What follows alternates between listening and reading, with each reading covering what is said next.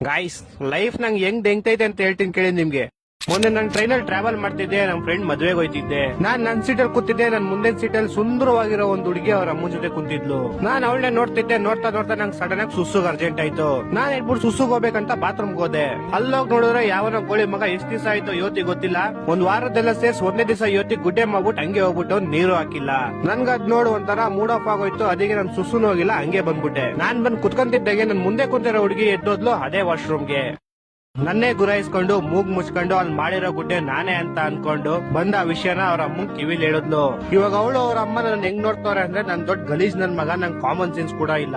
ನಾನ್ ಮಾಡಿಲ್ಲ ಗುರು, ನಾನ್ ಒಂದಕ್ಕೂ ಹೋಗಿಲ್ಲ ಗುರು. ಅದ್ ನೋಡ್ಬಿಟ್ಟು ಫೈನಲಿ ನಮ್ ಸ್ಟೇಷನ್ ಬಂತು. ನಾನು ಇಳ್ಕೊಂಡೆ, ಅವರು ಇಳ್ಕೊಂಡ್ರು. ನಾನ್ ಬಿಡೋ ಅವ್ರ ಅಮ್ಮನ ಅವ್ರ ಏನಾರ ಅನ್ಕೊಳ್ಳಿ, ನಾನ್ ಮಾಡಿಲ್ಲ ಅದು ನನಗ್ ಗೊತ್ತು. ಅವ್ರ ಸಾವಿರ ಅನ್ಕೊಳ್ಳಿ, ನಂಗೇನು ಅಂತ ಆ ವಿಷಯ ಬಿಟ್ಟಾಕ್ಬಿಟ್ಟೆ. ಸರಿ ಅಂತ ನಾನ್ ಕ್ಲೀನ್ ಆಗಿ ರೆಡಿ ಆಗ್ಬಿಟ್ಟು ನೈಟ್ ನಮ್ ಫ್ರೆಂಡ್ ಮದ್ವೆಗೆ ಹೋದೆ. ಅಲ್ಲಿ ನೋಡಿದ್ರೆ ಅದೇ ಅಮ್ಮ ಮಗಳು ಅದೇ ಮದ್ವೆಗೆ ಬಂದವ್ರೆ.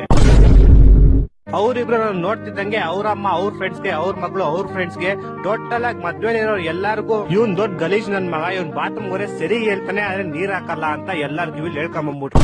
ನಾನ್ ಮದ್ವೆಗೆ ಹೋಗ್ತಾ ನನ್ನ ಹೆಸರು ಸತೀಶ್ ಅಂತ ಇತ್ತು. ಇವಾಗ ಮದ್ವೆಯಿಂದ ಬರ್ಬೇಕಾದ್ರೆ ನನ್ನ ಹೆಸರು ಏತೇಶ್ ಅಂತ ಮಾಡಿ ಕಳ್ಸೋರೆ.